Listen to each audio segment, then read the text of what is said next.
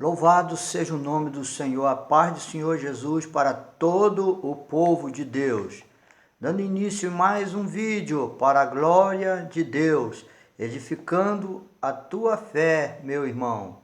Então assista aos meus vídeos e cresça espiritualmente no conhecimento da palavra de Deus. Queremos ler um versículo da palavra de Deus que está lá em 1ª Epístola de João, no capítulo 4, versículo 1, que diz: Amados, não deis crédito a qualquer espírito, antes provai os espíritos, se procede de Deus, porque muitos falsos profetas têm saído pelo mundo afora. Louvado seja o nome do Senhor. Precisamos primeiro saber o que é provar.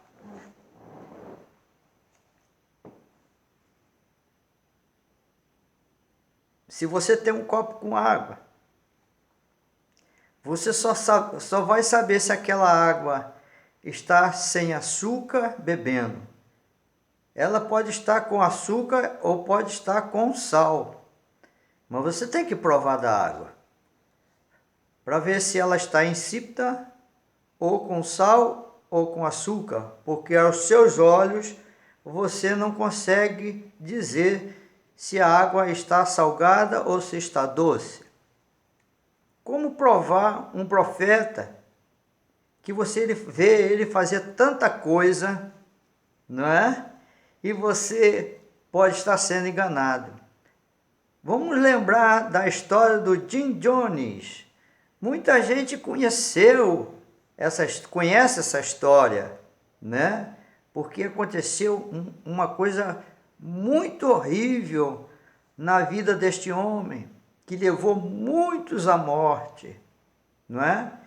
Mas no início da caminhada deste homem, ele era um servo de Deus. Ele pregava o evangelho. Ele anunciava a palavra de Deus, mas com o passar dos anos, ele foi se enriquecendo. Com o passar dos anos, ele começou a dar brecha na vida dele e Satanás entrou. Então ele se corrompeu e se tornou um falso profeta, porque ele saiu da justiça e passou a praticar a injustiça. E o mal que estava na vida dele, ele não repeliu, ele não se arrependeu, ele não se corrigiu diante de Deus. Muitos conseguiram escapar daquele homem, mas outros não. Outros acreditavam nele, por causa de quê? Porque não provaram o espírito que estava sobre a vida de Jim Jones. Assim é na vida de muitos. Então, você precisa provar um profeta que falou com você no monte, ou seja, lá onde for, e você não o conhece.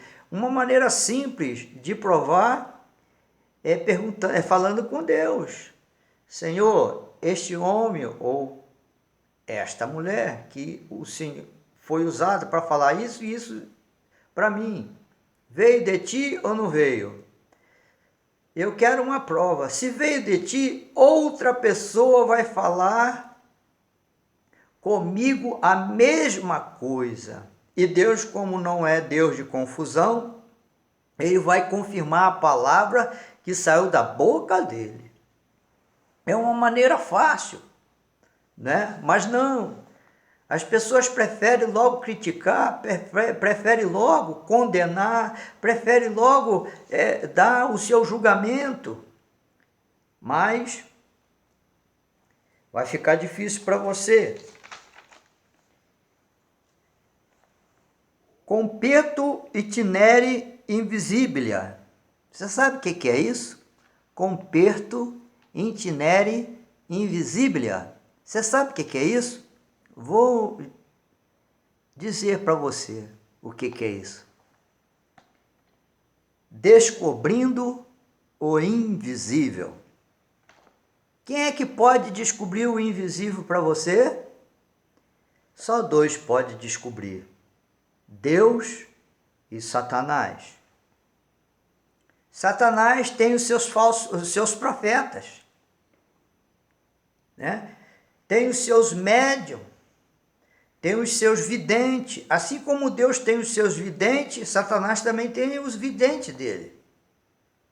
Os videntes dele também profetizam. Os videntes dele também têm visões. Eles também têm revelações. Eles podem não...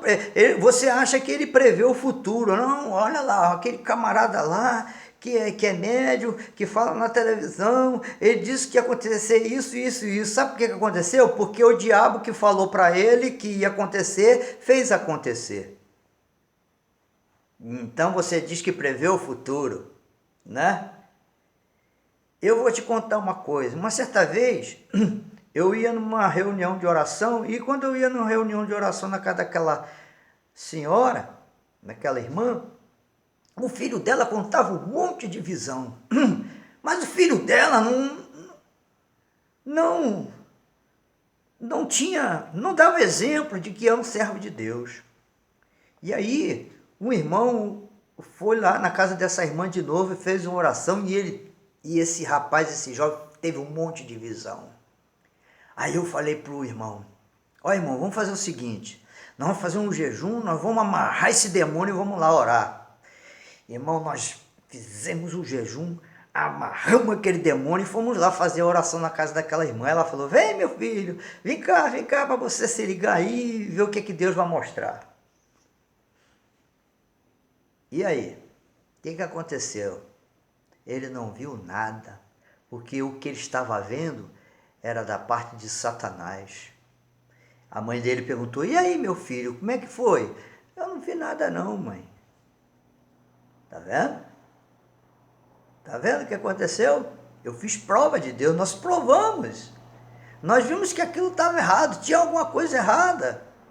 Né? Você lembra do rei que perguntou se tinha profeta? Porque aquele profeta que estava profetizando não era de Deus.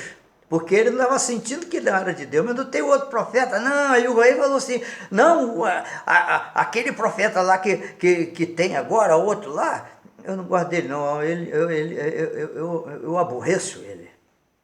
Porque ele não fala nada bem de mim. Tá vendo? O falso profeta não é muito, aliás, o profeta de Deus não é muito bem visto, não é muito desejado. Então, por isso que aqui no versículo de 1 João, capítulo 4, versículo 1, né? Ele diz para provar os espíritos, porque já muitos falsos profetas tem na terra. Se naquele tempo tinha muito falso profeta, e hoje? Imagina hoje quantos falsos profetas não tem, não é verdade? Mas eu quero dizer uma coisa para você. Em Israel, falso profeta morre. Se a igreja for uma igreja fiel, o falso profeta naquela igreja ele morre, ele não vai prevalecer. Sabe onde profeta falso prevalece? Numa falsa igreja, onde não tem os dons de Deus operando, onde não tem luz. Aí o falso profeta vai se criar. Mas numa igreja que tem fogo de Deus, que tem o poder de Deus, que tem os vasos autênticos de Deus, ele não vai se criar. Preste atenção nessa experiência. Uma vez eu fui na C&A comprar umas roupas. E fui lá na C&A e comprei as roupas e aquela coisa. E quando eu ia saindo, passou um homem do meu lado. Com a família, com os filhos, com a esposa e tudo. Bem vestido, com aquela... a roupa dele era só de marca. Só de marca cara, caríssima. Não sei o que ele estava fazendo na C&A, né? Porque as marcas que ele estava usando é coisa chique mesmo. E eu passei. Quando eu cheguei lá fora, na porta da loja, saindo, o Espírito de Deus falou assim: volta e prega para aquele traficante. E eu falei, bem que eu desconfiei, que boa coisa aquele homem não era. E fomos lá. Eu falei: Jesus, ele vai ficar meio esquisito comigo, mas o Espírito de Deus me tomou dentro daquela loja para aquele homem. E começou a me revelar a vida daquele homem. E eu comecei a entregar o recado de Deus. E falei tudo para ele. E teve uma hora que ele olhou para mim com aqueles olhos assim, como quisesse me engolir, mas ele já estava amarrado, porque Deus amarrou ele, e eu preguei, evangelizei aquele homem e disse para ele, olha, Deus tem uma grande obra na tua vida, e assim diz o Senhor, e eu fui embora. Te pergunto, falso profeta prega para traficante? Hein? Falso profeta vai lá nos hospitais orar aos enfermos? Eu vou te contar uma experiência que tive no hospital. Só vou contar duas. A primeira é uma irmã que estava com câncer. O nome dela, irmã Olinda. Ela estava com câncer. E então veio o aviso da igreja, vão lá visitar ela porque ela tem poucos dias de vida. Então eu falei, e essa irmã era muito querida na igreja, muito querida mesmo. Sabe? Uma senhora assídua e uma mulher de oração na igreja.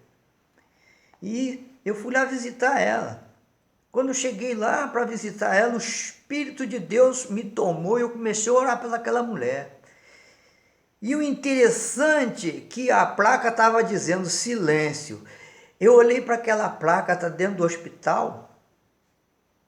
E eu falei assim, Jesus, não deixa ninguém chegar aqui, porque eu vou pregar para esse povo aqui. E Deus me tomou ali e eu comecei a orar por aquela irmã, orei, e a unção foi tão forte naquela ala do hospital, mas tão forte que as pessoas que estavam visitando lá nos outros leitos, os seus enfermos, vieram até mim pedir oração e eu pude ver lágrimas nos olhos e eu pude ali pregar a palavra de Deus, anunciar a palavra de Deus. Não subiu nenhum enfermeiro, não subiu nenhum médico, não subiu nenhum segurança do hospital, não subiu nenhum guarda, ninguém. Porque Deus trancou aquele lugar. E eu falei, Senhor, o Senhor me levou a fazer isso mesmo, porque se não fosse o Senhor, os homens iam vir aqui e iam mandar eu calar a boca. E o que aconteceu? Aquela mulher que tinha poucos dias de anos, ainda viveu muitos anos. Ela tinha um filho que era traficante. E aquele homem olhou nos meus olhos e guardou a minha fisionomia, né? E esta senhora, a irmã Olinda, ela estava na casa de familiares que morava no meu bairro. Um dia aquele traficante passou por mim e me conheceu e falou comigo e apertou a minha mão. E ele ouviu a palavra de Deus. Não sei o que aconteceu depois com aquele homem. Já faz muitos anos isso, né? De outra vez nós fomos chamados a orar uma senhora, uma jovem senhora, que estava também com câncer, muito enferma. Muito enferma. Foi eu e minha esposa. Nesse tempo já era casado. E aí nós fomos subindo os degraus daquele hospital. E quando fui subindo, né, até chegar ao andar que ela estava, eu tive uma visão. Eu vi o velório daquela moça. E eu falei para minha esposa, ela vai morrer. E nós chegamos lá, ela estava sedada, ela estava em coma, não sei, ela não acordava, podia chamar ela, não acordava. Eu falei, e agora? Mas eu falei assim, eu vou fazer uma oração para Jesus acordar ela. E nós fizemos a oração e ela acordou, nós pregamos para ela, ela disse, eu sou desviada, você quer voltar para Jesus? Ela voltou para Jesus e Jesus recolheu ela. Um falso profeta vai? Ele tem amor no coração? Um falso profeta não tem amor no coração. O falso profeta não ajuda ninguém. Ele só pensa nele, porque ele é um falso profeta. É uma maneira fácil de você discernir o profeta de Deus e o falso profeta. O profeta de Deus dá a vida pelas ovelhas. O falso profeta não dá a vida pelas ovelhas. Então você olha para aquele homem e diz, ele dá a vida pelas ovelhas? Ele dá? Ele dá a vida pelas ovelhas? Não dá. Não dá a vida pelas ovelhas. Mas e aquele? Outro lá, dá a vida pelas ovelhas? Dá a vida pelas ovelhas. Está aí. É fácil você saber. Pelo fruto se conhece a árvore. Não é verdade? Pelos frutos conhecereis, diz a palavra de Deus. Louvado seja o nome do Senhor.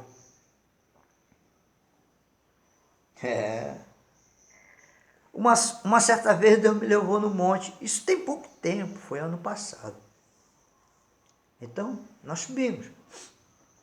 Estava vendo, aí quando eu subi, um irmão chegou para mim, olha, não vai lá para cima não, que o morro tal, o morro da caixa d'água, que é do lado do morro, do monte de oração, estava havendo guerra lá. Eu falei, então eu vou lá para orar para essa guerra cessar. E nós subimos o monte é bem alto, mas ele tem muitas partes de oração, e nós fomos subindo bem lá, bem alto mesmo, onde fica próximo ao morro da caixa d'água. Quando eu estava sozinho, quando eu fui chegando mais lá para cima, de repente veio um batalhão de soldados, tudo de camisa, roupa camuflada, de arma na mão, eram os traficantes, fugindo da guerra, porque ia passar pro outro morro deles lá, né? Eles estavam saindo do Morro da Caixa d'Água para ir para Lins de Vasconcelos, eles tinham que passar por aquele trajeto, aí passava pelo monte, cortando um monte de oração, cortando o caminho. E quando aquele homem que vinha na frente me viu, ele falou, pode ficar em paz aí que não vão fazer nada com o senhor. E eu fiquei de lado assim e foi passando, passou o primeiro, passou o segundo, passou o terceiro. Quando passou o quarto, que vinha o quinto, eu pulei na frente do quinto. O Espírito de Deus tomou a minha vida. Eu comecei a profetizar para aquele traficante. Por que Deus não mandou falar para os outros? Porque Deus escolheu aquele que estava por último. E aquele que estava por último, eu pude falar do amor de Jesus, eu pude entregar o recado de Deus. E ele ouviu a palavra. Os outros ficaram olhando. Até eles seguraram a arma assim, pensando que eu ia fazer alguma coisa. Não, eu quero falar algo de Deus para você. Te pergunto, o falso profeta faz isso? O falso profeta prega para traficante? Hein? Ele não vai fazer isso, porque ele não tem coragem para fazer isso. E eles foram embora e eu segui o meu caminho. Aleluia! Louvado seja o nome do Senhor. O falso profeta não tem amor no coração, mas o profeta de Deus tem amor no coração. O profeta de Deus, ele anda com Deus e Deus é amor. Não é isso? Louvado seja o nome do Senhor. Tem mais um versículo que nós queremos ler aqui e está lá em 2 Coríntios 11, versículo 13 em diante, que diz, porque os tais são falsos apóstolos, obreiros fraudulentos, transformando-se em apóstolos de Cristo. E não é de admirar, porque o próprio Satanás se transforma em anjo de luz. Não é muito, pois, que os seus próprios ministros se transformem em ministros de justiça, e o fim deles será conforme as suas obras. Pode haver falso profeta em outras religiões. E ele se cria, ele lá cresce. Ele está em outras religiões. Mas no meio do povo de Deus, falso profeta vai passar fome. Falso profeta não vai conseguir ir adiante. Em Israel, falso profeta passava mal, mas no meio dos outros povos, das outras religiões, dos outros deuses, ele se criava e ficava rico. Você entendeu? Se o Senhor Deus tirar o castiçal daquela igreja, se o Senhor Deus tirar o lugar daquela igreja, da presença dele, Satanás entra e engana todos. Mas aqueles que são fiéis não vai conseguir ser enganado. Por quê? Porque quem guia Os fiéis é o Espírito de Deus. Os filhos de Deus serão guiados pelo Espírito de Deus. Aleluia! Você não vai ficar enganado. Deus não vai deixar você se enganar. Louvado seja o nome do Senhor. Nós iremos parar por aqui, mas eu quero orar por você. Meu Deus, em nome do Senhor Jesus Cristo, se este que me ouve está sendo enganado por algum motivo, por alguém, ele não consegue discernir um falso profeta do verdadeiro profeta, eu agora abençoo a vida deste irmão, desta irmã, desta pessoa que me ouve agora, em o nome de Jesus, que coisas sejam esclarecidas na vida dele. E qualquer problema que esta pessoa que está me ouvindo, está passando agora, que seja abençoado em nome de Jesus. Que Deus te abençoe.